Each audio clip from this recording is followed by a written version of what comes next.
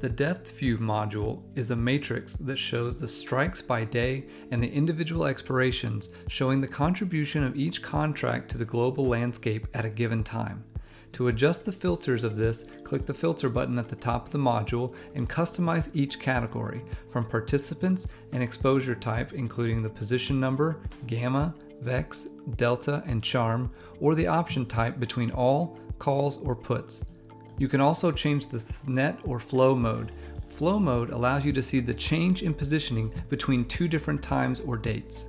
You can also adjust the expirations and the range of strikes.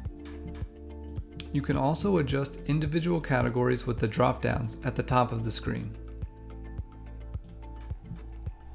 In order to adjust individual settings, go to the DepthView tab. Then click the Settings button.